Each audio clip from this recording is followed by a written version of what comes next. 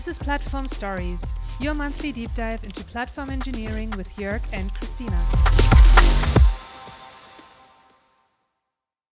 So, welcome to Platform Stories. I'm Christina, co-founder of Meshcloud, and with me here is Jörg, my co-founder and Hello, our everybody. CEO. Great to see you again.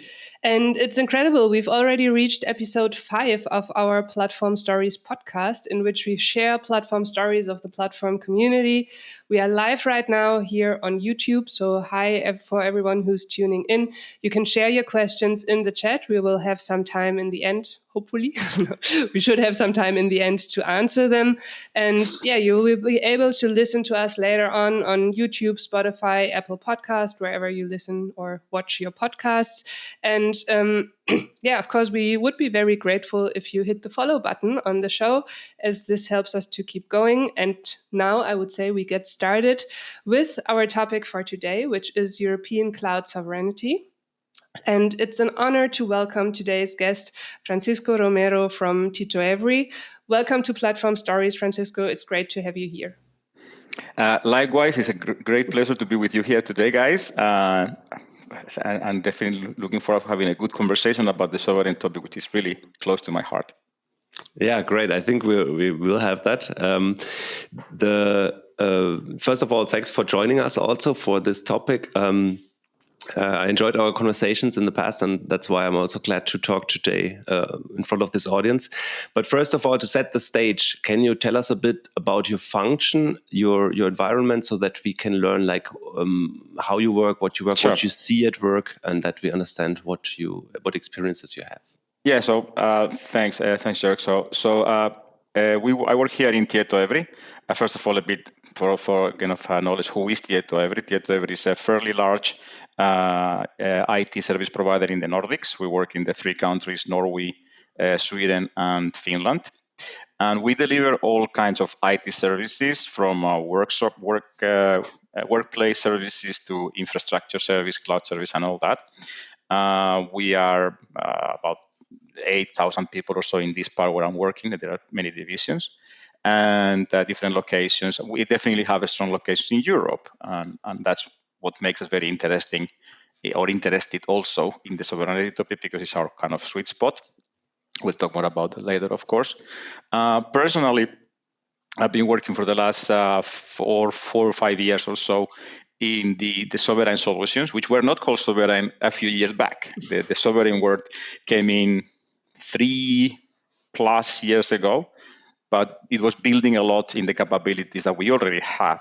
And then we realized that there is an angle here that is very relevant for many of our customers. It's a sovereign angle. And then let's talk about sovereignty as a specific thing that our solutions capabilities resolve for the customer. So myself have been working on building solutions, driving the go-to-market, helping positioning Tietoevry as a provider of these services and these solutions for our customers, and definitely having a conversation with the actors to understand where we should be taking these solutions, what things are the right things for us to develop, starting from the basic infra to more advanced things, as Jörg, we have the conversation with you about developers platform and all that cool stuff. Very soon coming the AI of things, of course. So, that's the what I've been working on and helping the customers and the organization. And maybe if you can give us some maybe a number or so, how many different organizations or what kind of focus areas you're in, so that we have an idea of the organizations you see? Yeah, so we have, first of all, from the customer's perspective, we typically work with medium and large corporations, right? First of all, so it's important to understand that we are not working with everybody. So that's our focus customers, that large corporations that require a bit more special setup in the infrastructure services. That's from the customer segment we do. Having said that, we work across all the industries, public sector, banking sector, retail and manufacturing sector. We work across all those. What we have internally is a number of different technology capabilities, and we like to think that because our customers are special, because these medium and large customers, they typically have very special needs, and they it's not like the one size fits all. It never works. So we want to help them in the technology choices. So what we do is we analyze a customer, and we think, okay, for this customer, based on their requirements and needs, we can choose from a number of tools and capabilities that we, of course, maintain, meaning that we have competence in different technologies, different ways of working, public cloud, private cloud, etc. And then depending on the customer, we help them.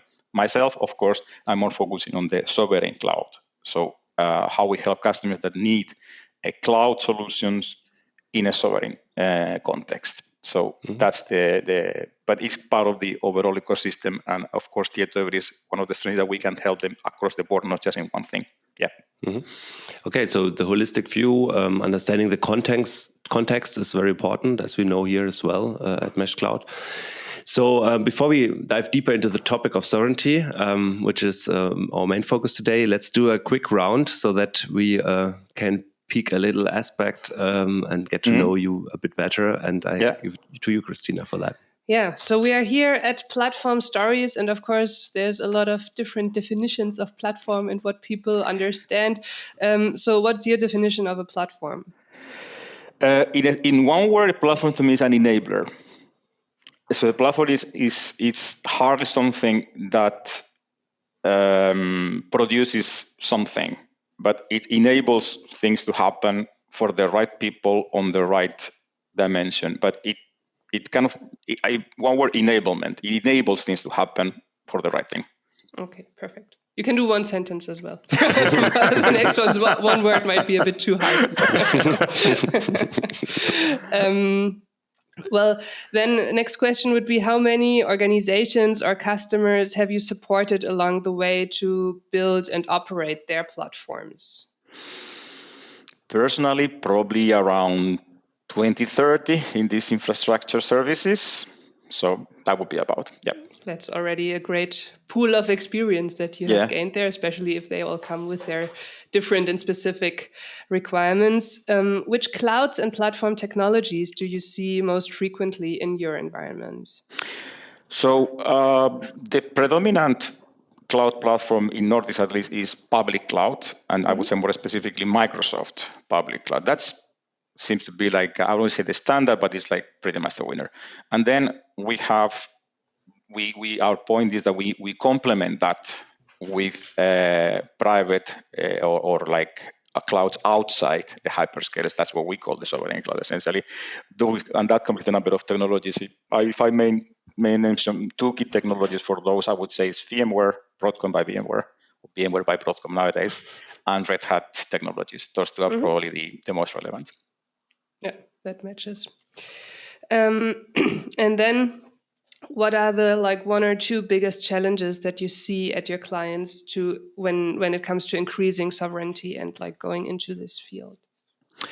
I think at the moment probably uncertainty is a big thing because things are changing so much, so fast, and we have the technology changes and we have the geopolitical changes, and nobody knows how things are going to go. So everybody's looking for answers. So I think we need to find them together. Then I think you are in a great position to help them there. I want to think so. Good news for us, good news for you. Yeah, let's start right away with decreasing uncertainty for our listeners. Let's start with some background. When did you first start working on the topic of digital sovereignty? So tell us a bit when you remember back, when did that come up? Maybe it was called differently. So also, how did it change over time? What are consistent parts that have been there for years? Maybe you can talk a bit about your experience. So I think if I think about how this sovereignty thing has evolved, I think it started in the 2016, 16, when the European Union started talking about GDPR. Mm-hmm. So when the GDPR thing came, that was the first kind of driver towards what we now call sovereignty, because it was the first time technology had been there, the cloud thing, everybody needs to move to the cloud and so on. And then there came and we are very good in Europe about doing that, thinking about, stepping for a second, raising our head about technology stuff and thinking what does this mean? Now it's happening with the AI, the same. But at the time, in the 15, was the cloud was going on ever. And then everybody, let's do everything cloud. But then they would go, okay, we have cloud, yeah, we have data. But what happens with the people? what happened with the information of the people that puts the data in the cloud. That was the first concern that led to the GDPR. And if you think about GDPR, it's about data protection. I think this culture plays a big role because in Europe, it's the culture about individual. And the individual is keen, and the core of European culture is about protecting the individual, and that's great. That's a great place to be, actually, in my mind. That will make it special and different from the rest of, not for the, but makes a very special environment in the context, and that's what started the sovereignty. Then, of course, it evolved, and things like the Cloud Act from the US had a big drive because then suddenly, it wasn't so easy to. It made the what GDPR had started, it made it even more clear. Okay, so what happens if I put my data in an American company? Does that mean that the American government suddenly has something to say about that data? And that's where you start moving. Okay, then suddenly you realize, well, you want to protect privacy. There are drivers out there that make protection of your privacy and making sure that who owns the data is a bit unclear. So we need an answer for these things. And that's where sovereignty came in. So basically it built on things we had already. We had already companies delivering infrastructure as a service, cloud services from the European context.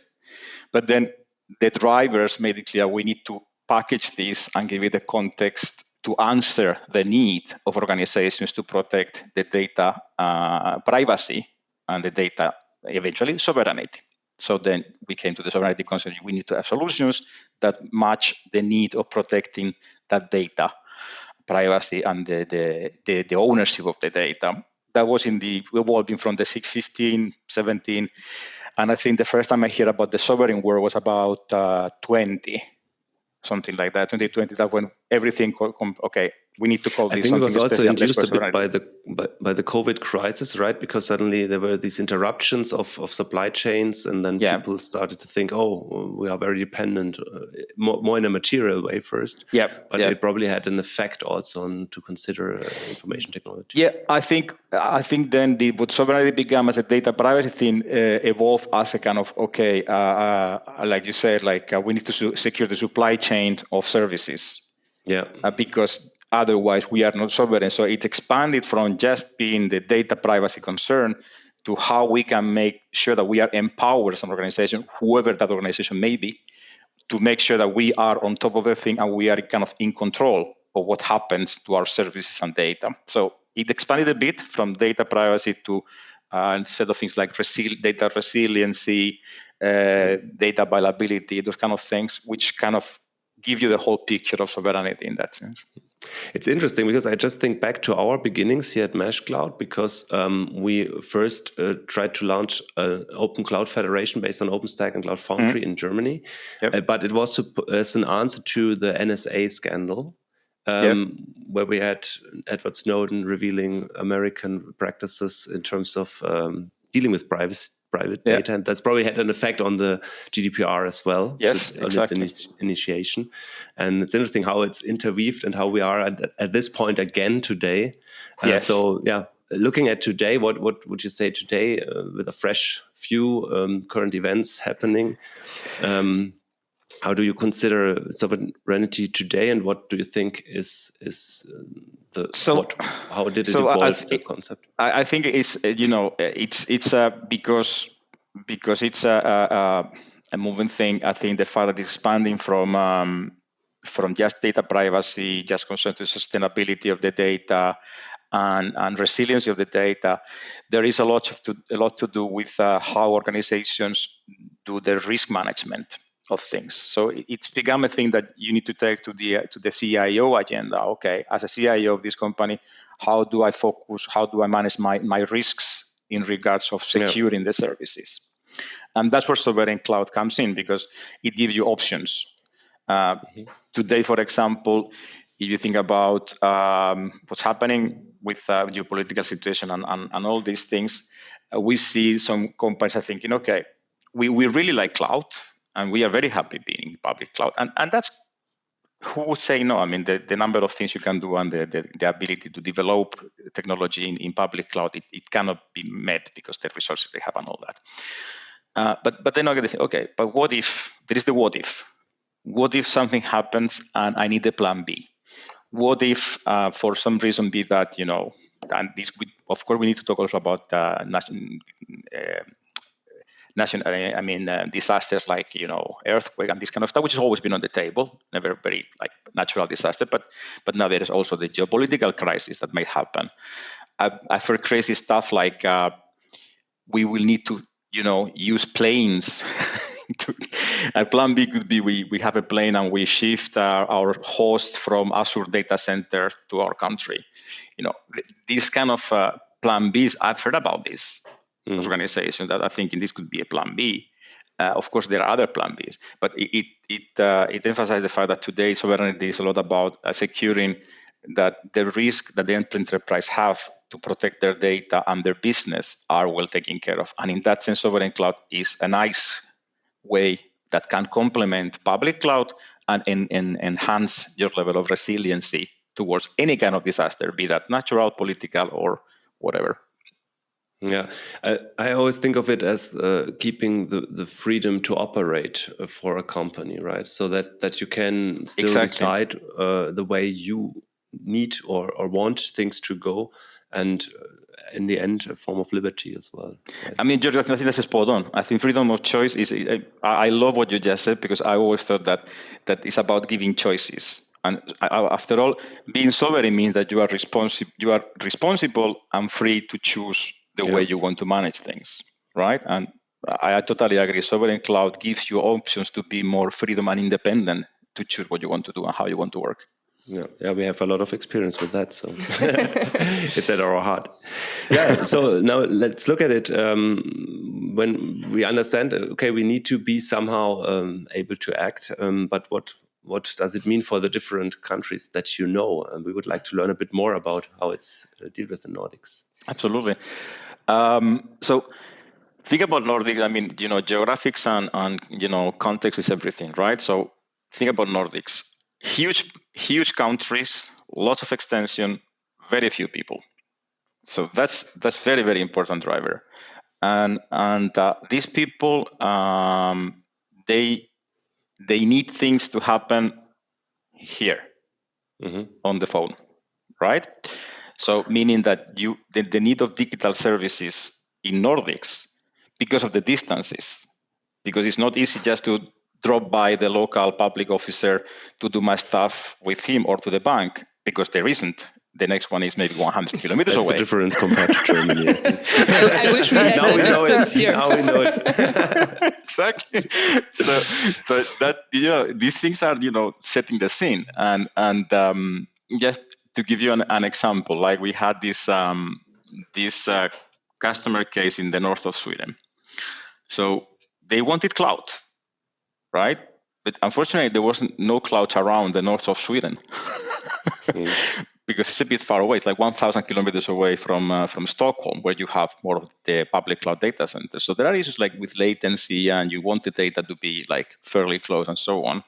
But they still wanted cloud, and they were in a situation where they were like a lot of municipalities having very scattered, a bunch of computers here. There wasn't very efficient to operate, to manage, very expensive, let alone sustainability-wise. It's very unsustainable if you need to have like 30 different computing rooms, consuming electricity versus having everything nicely packed and tied in one place. So sustainability is very important also, by the way, in the sovereign agenda, sustainable electricity and all those things. So there was no answer for them other than you have to build the cloud where they are. So that was to me another very nice format of sovereign cloud too. Like, and for them, it wasn't so much the kind of the regulation only, but it was the fact that they need there. So, and that also addresses another very interesting topic of the sovereign cloud, which is the data gravity. I also see sovereign connected with the data gravity, meaning like the data is what it is. And this we see more happening in the future. Like the data will happen wherever it happens. There is a huge data center from the hyperscalers, but that will not be the only place where data happens. We all know that there will be data growing exponentially outside, be that factories, hospitals, remote locations. So the need of having cloud solutions that address the need of having data hosted in those places. I also call it a bit of a sovereign case, because once again, it's about empowering the organizations to use the right things, right? So that's a very common factor of the Nordics, that you need to have solutions that fit where you are when you need the data. So that's kind of driver in the whole Nordics. But then the kind of the regulation that varies a bit, because there is a lot of perception. Because to begin with, as you know, as of today, we still don't have our legislation or firm regulation of European Union laws that says this is a sovereign cloud. There are recommendations, there are observations, there are clearly common sense. Well, if your company is owned by an American company, your data, the company where you have your data is an American company, probably you have some concerns about the sovereignty. That kind of stuff is obvious. But as of today, as far as I know, there is no regulation that you cannot have your things. If you take a look at the highest standards of the European Union recommendations, which are coming up, they say even using US technology or non-European technology, hardware or software may be considered as not 100% sovereign. It's not yet the law, if you want. It's not a must, but it's a consideration. And that would be a different level of sovereignty compared to what we're using today. If I can jump in quickly, sure.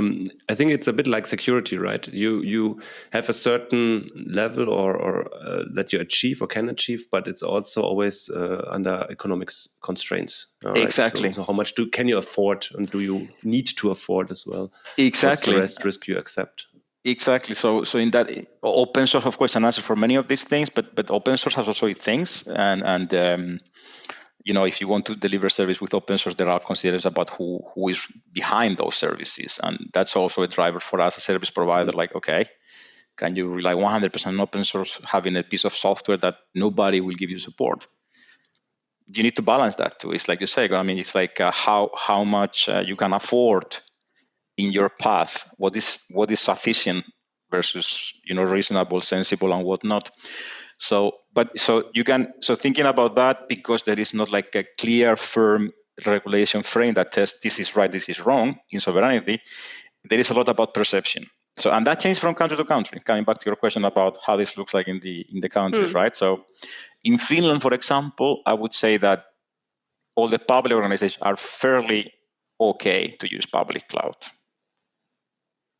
They don't really see a big problem. You can see that the public administration for the government services, they are relying a lot on public cloud. They want to use public cloud as much as possible. There is a need they have, of course, understand that some of the data cannot be in public cloud, but other than that, they are very comfortable with that. Whereas in Sweden, I would say that they're a bit more risk averse to this thing. And there is a bit more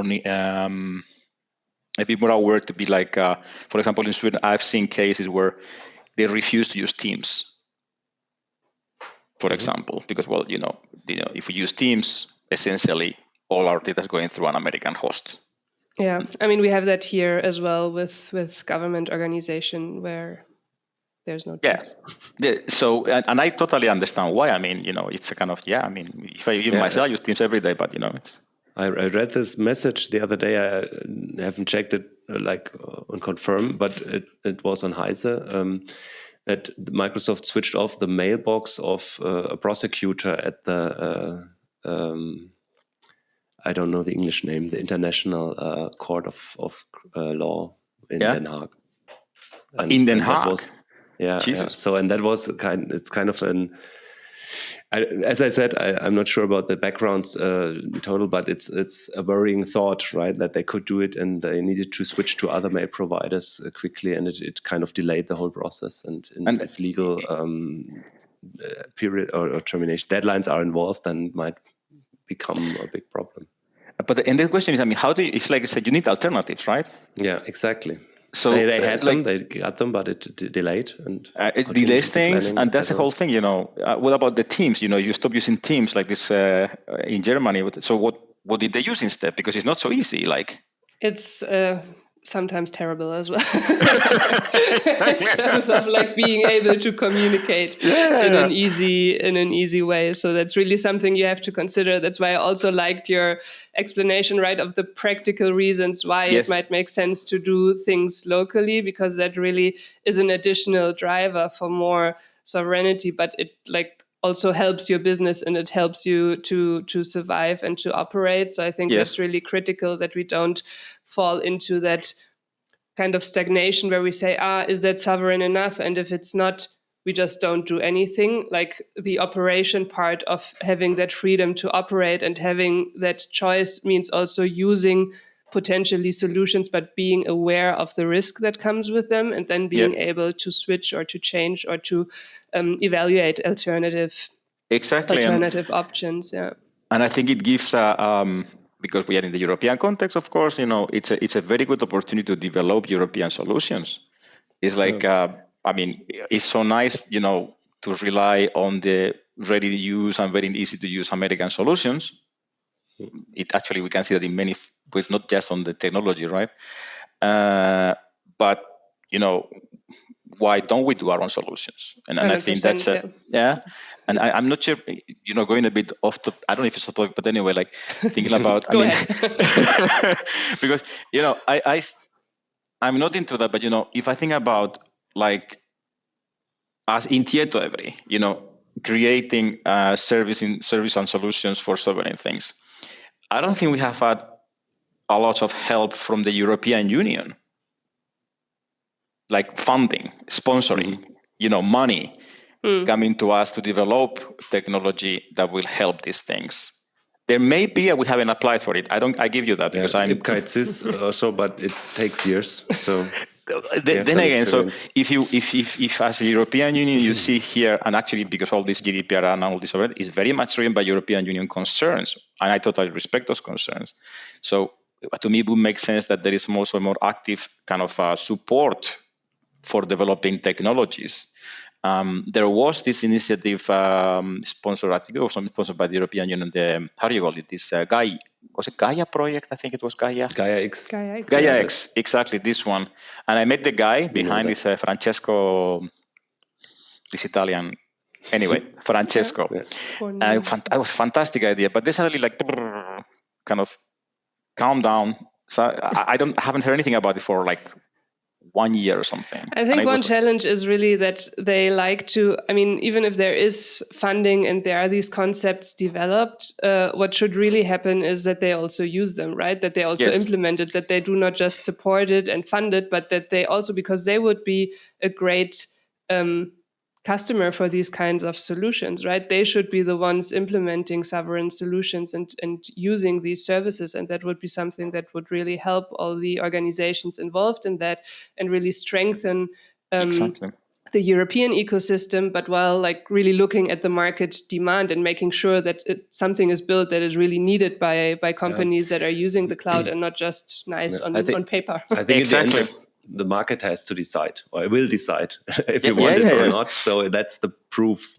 And that's also like when I think about what we discussed, like having your own clouds or local clouds, private clouds, we learned to build MeshStack, our solution, in that way by our customers, because we saw they wanted it. They wanted not just public cloud hyperscaler, put everything in there, but also the ability to choose alternatives. And that's why you also have today this possibility to create your own platforms in MeshStack and manage the whole solution park basically, because it's a demand that we see with our customers in the market, and I think that's a great way to approach it, because obviously because that gives you this freedom of choice in terms of which platform to use. Exactly, and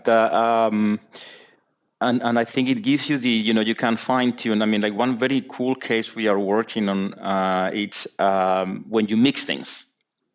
Like it's not like black and white. It's not one or, but it's one and the other. And that's where really things get very interesting when you see, once again, I'm not competing. I'm not competing with public cloud at all. This is not about the competition. It's about choices. You're called hybrid cloud service owner. Exactly. For a reason.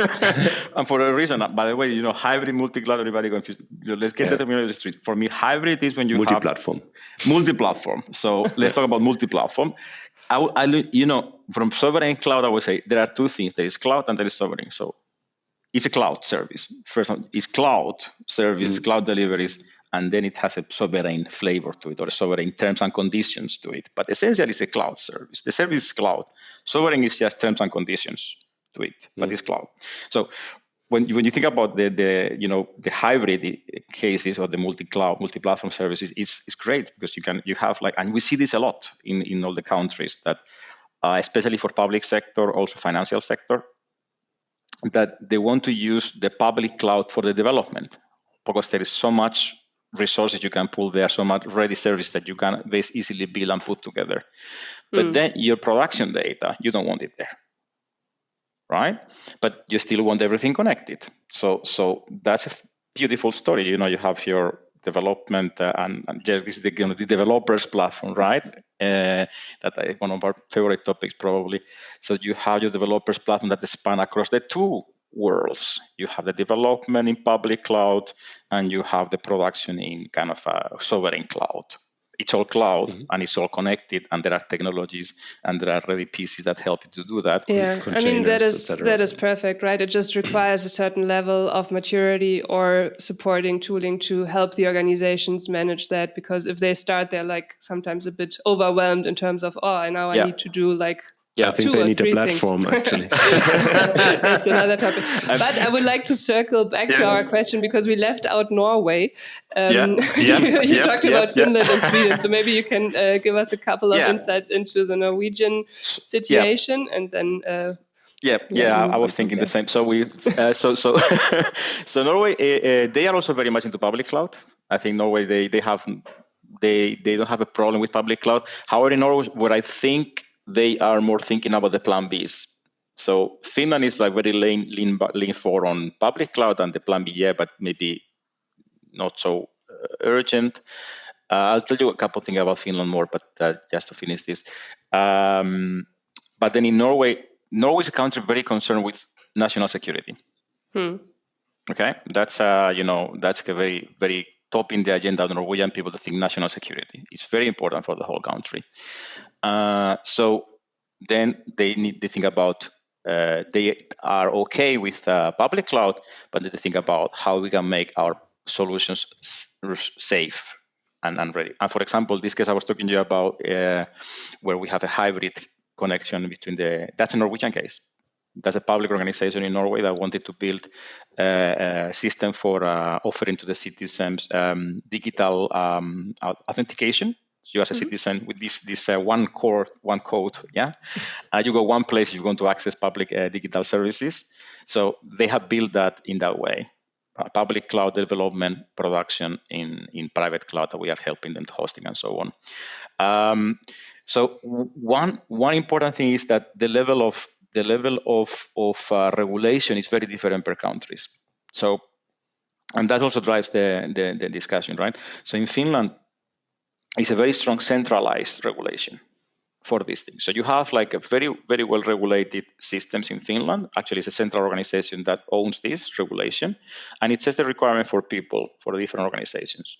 And everybody has the same requirements, which helps a lot, because then you can, if you need to build a system against certain requirements, it's basically what you would expect the European Union has done, but they haven't. But in Finland, they have done it. So they have a central body. They have a very well-structured way of defining the requirements for different levels of security. And if you want to, if your business requires that, you know how it looks like, you know how to implement it. For us, it's very easy because as a service provider, we know exactly what to build. If you go to Sweden, it's completely different because there is just recommendations, but then basically it's up to the local instances like the municipalities or the region councils to define their security standards. And that makes it very complex because it's harder to fill a standard solution.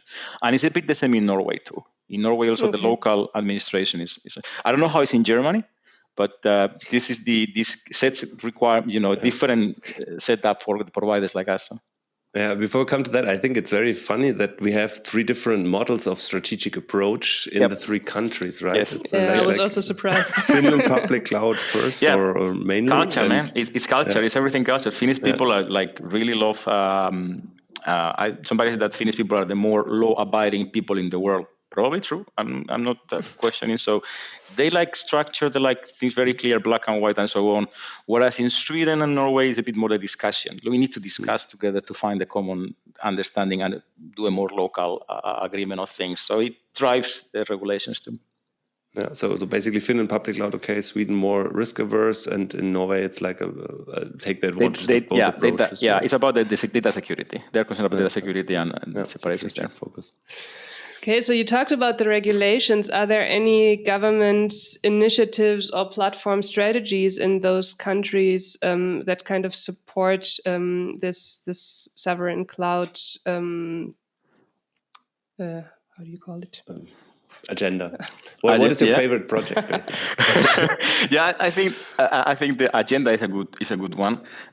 So I think Finland, like I said, is by far the easiest because they have so clear rules. Like this is they have mapped the you can find NATO has also very clear the classification of data levels. So Finland has mapped very much those into particular implementation.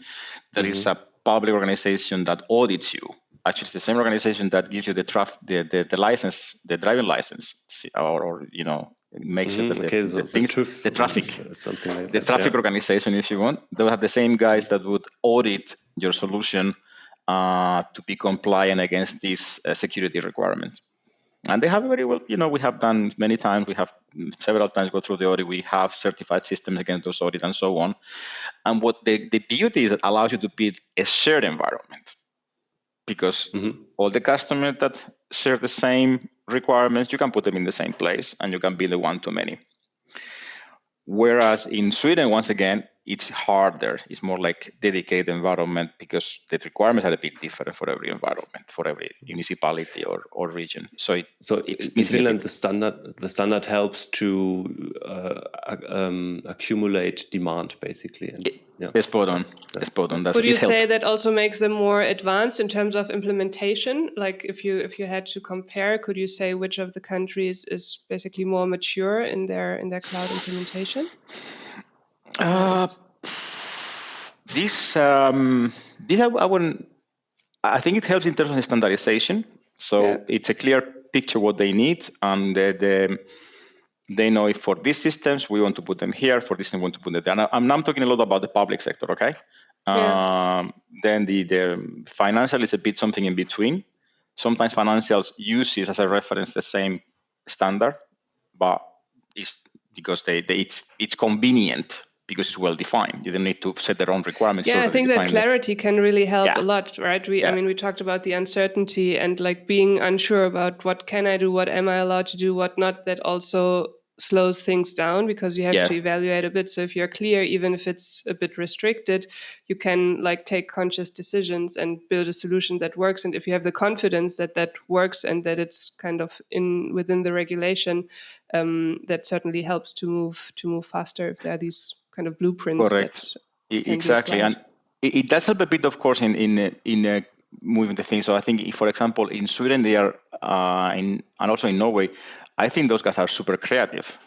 So I wouldn't say that they are not. They are very, very, very creative and very advanced on the way they use cloud.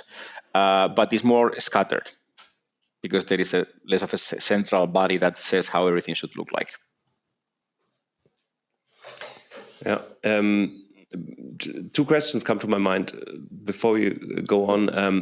The first is like, because you just said you talk mainly about the public sector, but do you feel a difference between public sector and private companies or like large other companies? Yeah, I think that the public sector, I mean, because it's once again, sovereignty is about, exactly, because sovereignty is about data security, data protection of the privacy of the individuals, and personal data, right?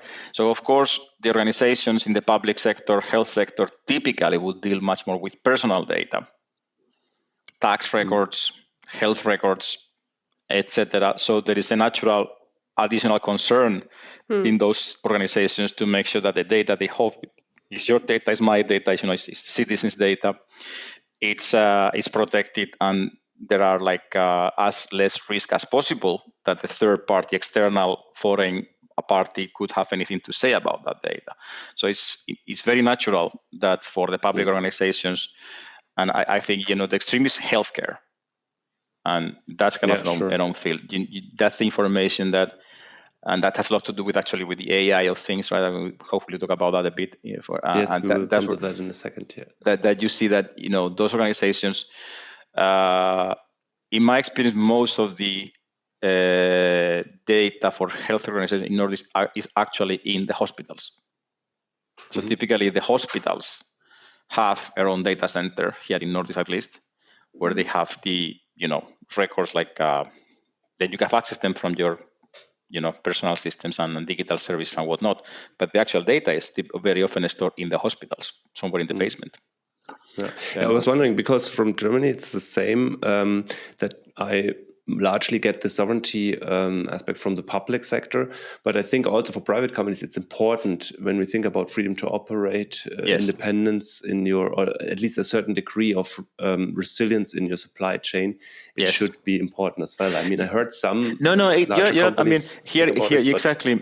In the private sector, it's the resiliency and the data gravity of things. So they're not so much concerned about the data privacy, because typically they will have machine data, product data, and so on, which of course is business sensitive, but not privacy sensitive in that sense. But it's like the data is everywhere. They have data in the factories, in the shops. Think about retailers. They often will have a shop where they have data there, and they need to make sure that data is available someplace else. The factories need to be running 24/7 with millions of euros of damage if the factory stops for 1 minute. So you need very, very specific solutions there. They go to the data gravity of things in my sovereign concept. So in a way, sovereign in the way you just described it, the empowering. I agree. Because when you say they have the data, then what does it mean? Because if it's in some infrastructure I can control, do I really have it? And can I make use of it? Can I extract the value from the data I have? Exactly. And in time, right? So that's I think it's all concerned with the sovereignty. Yes, for that the time is the key thing. The time they have to make the benefit of the data very often is that because the supply chain, all those things, they are really real-time things. So then it's important that it's there, and they're probably the public cloud data center will not help you. It's a bit too far away. So and this comes even more important when we now talk about AI as well, right? It's an important topic, especially in under the sovereignty aspect. How would you compare it to the cloud sovereignty? Is it the same, or what does it mean in the context of AI? Is it also about the platform, like the technology you use, the data, as we just discussed, models? What is the sovereignty aspect of AI? I think the principles are the same. The principles are not very different, but the impact can be much bigger. I think when you talk about the AI, there is still so much we don't know, to be very honest. Everybody's learning. And if somebody tells you they are not, it's like, question them a bit. So I think that the implications of what happens, if you think about the data privacy story, you have seen cases, you see when it's gone wrong.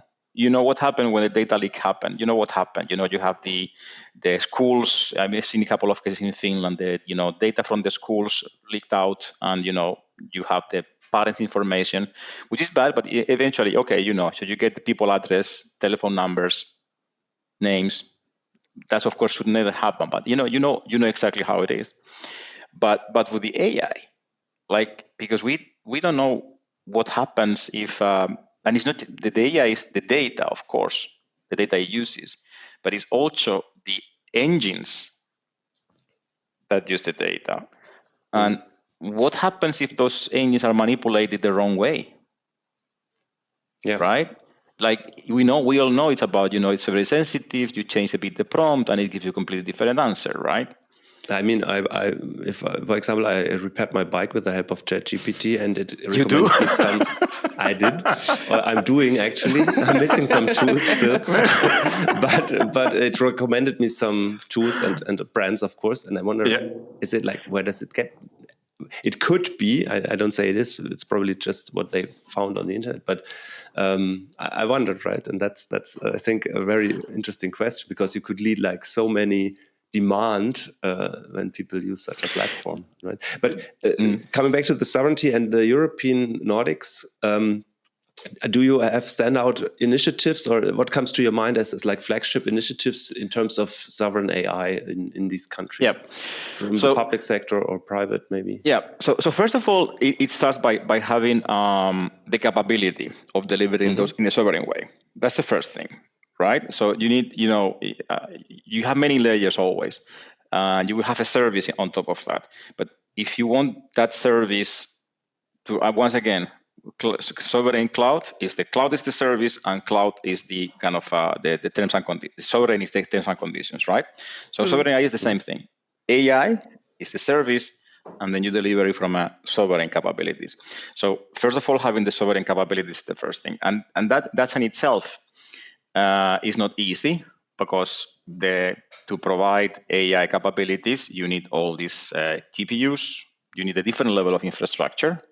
Let's start with basics, which doesn't come by easily. It's expensive. From a data center perspective, it's a whole new game, because the level of power consumption it takes is nothing like before. So basically, when in the past you could fit 40 servers in one rack with normal consumption, now you just put a number of GPUs. Maybe your whole rack cannot take more than 4 or 5 hosts with GPUs. So, and you need the special cooling right up. So that's the first problem, how you build those capabilities outside. And by the way, this problem is not just for sovereign cloud. Public cloud has the same problem, right? So it's the same. It sounds a bit to me like, would you say that it's a bit like with the cloud sovereignty, we have the same issue, but the supply chain, coming back to that, is more complex and less understood so far. Absolutely. What needs to come together to really have a sovereign AI, right? Exactly. So we just build it anywhere. Well, not my friend. I mean, even the public cloud has problems to build like at scale AI. Like think about GPU as a service, right? Selling GPUs, that not something. Think about response time of ChatGPT sometimes, right? There you go, man. But so do you have some? Do you know of some initiatives to build platforms for sovereign AI? So absolutely, we have one. We talk about sovereign AI services, right? So in that context, the services are, first of all, there is a platform that you need to build that has enablement of GPUs. That's the first level of problem.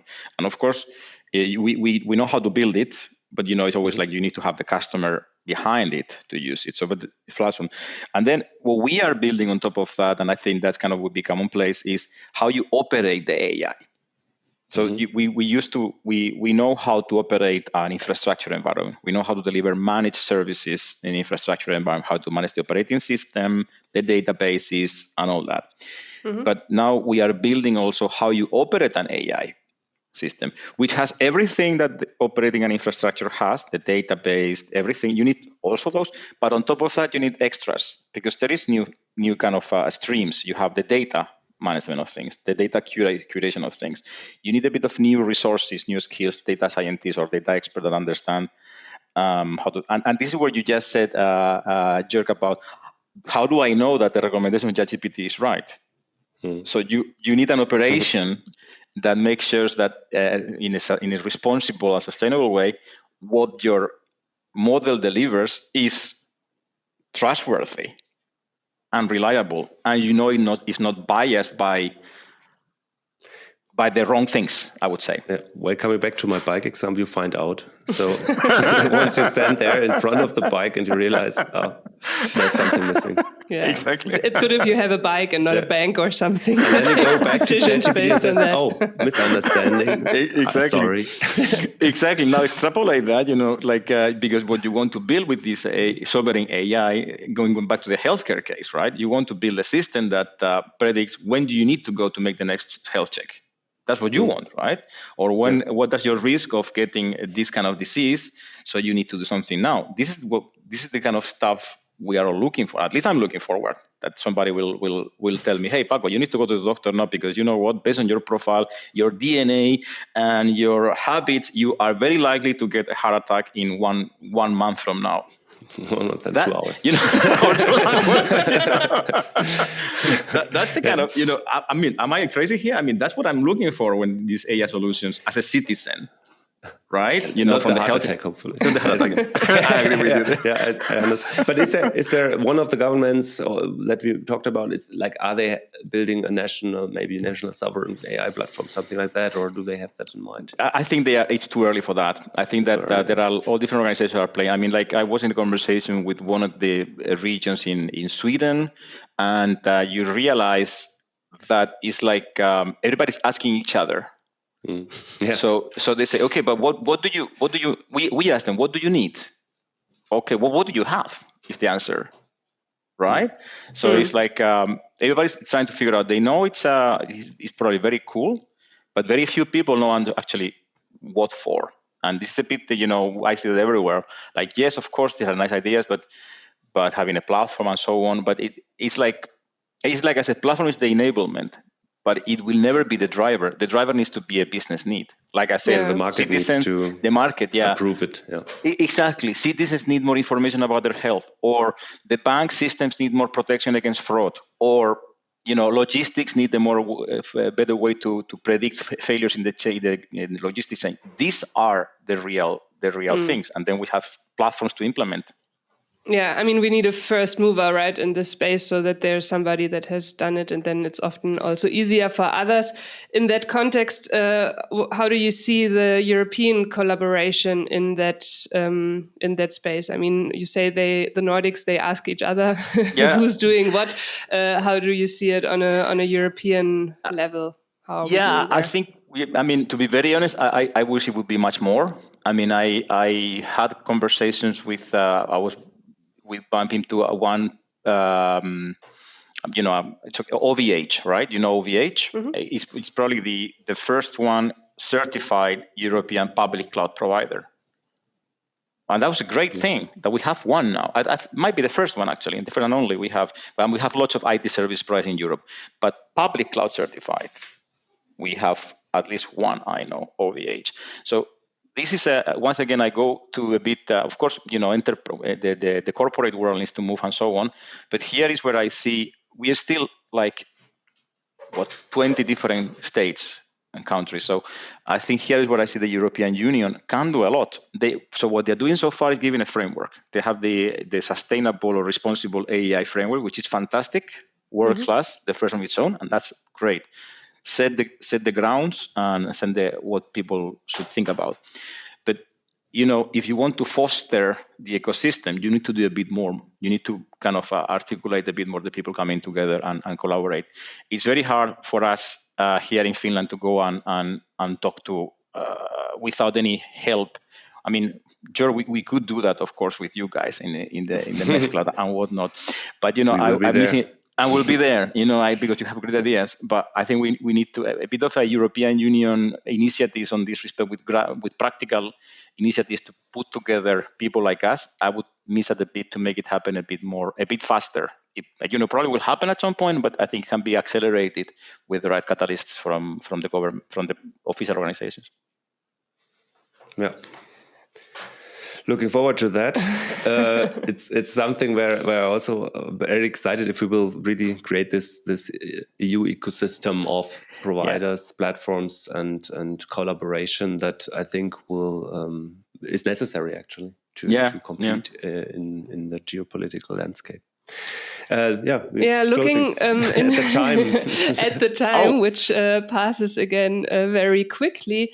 If you look at Europe and you say, okay, there's 3 things that need to happen that will really help us to advance digital sovereignty here, what would they be? So I think that first of all, having a clear regulation about it from EU, I mean, with the European context, of course, that would be great, because then we know exactly how it looks like. Now it's a bit, there's a room for interpretation. So that would be rule number 1.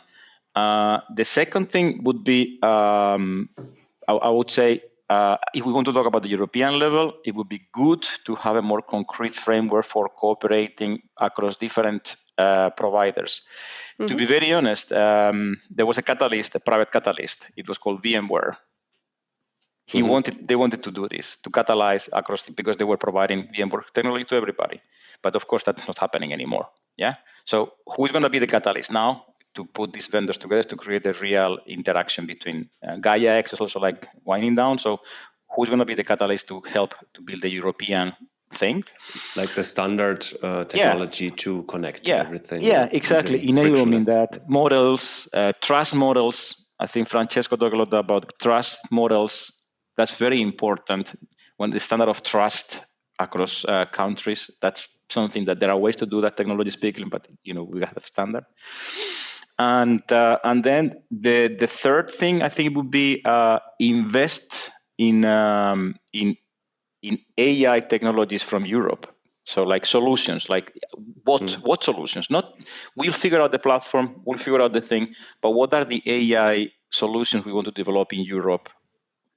This is a very interesting topic, and once again, as we are learning and we are like on the start point, like that would be. You mean in building new solutions, new European exactly. AI What solutions. use cases would make sense for European to implement? And if you think about starting with the public sector, there are lots of out there like trust systems, healthcare systems, and that will give you because it will need to come from that angle. It doesn't help if you build platforms with no specific purpose. You need a purpose for the platforms. Then you can do something. So purpose. If there's one message that you would like to share with decision makers, enterprises, or the next generation, even, so what would you give them as an advice for digital sovereignty? That's a hard one. Of course, we will decide it all over. So, but I mean, let me your time. So, but not too much. Not too much. No. I think you need to. It's like a bit like you said, Jörg. The choice. What do you want to do? Mm-hmm. Like where do you want to? I mean, the sovereign will not fix you anything. It's just so you need to think about what do you want. And how do you need it? Then sovereign will help you, but you need to think about then act on it as well, right? I mean, exactly. Let's get into action. Exactly. I think always exactly the important part. Yeah. Okay, cool. Perfect. Thank you. We have one last question that we always take from our previous podcast guests. So you will also get to ask that question to the next one. But the one we have from last time is, where do you think platform engineering will be in 5 years from now? So we've moved a bit from and we didn't go into the DevOps discussion, but we've moved a bit from DevOps into platform engineering now, right? And where do you see that development going within the next 5 years? And I think that question was from Matthias and Alyosha from Hellman Logistics last time in episode 4. Fantastic question, actually, Jörg. I mean, that's our topic. So, what's your take? How long do we have? Only 2 minutes. So I think platform engineering 5 years. So the way I see platform engineering now, organizations are starting to realize what it is. Mm-hmm. It's been out there for a while, but I think only now.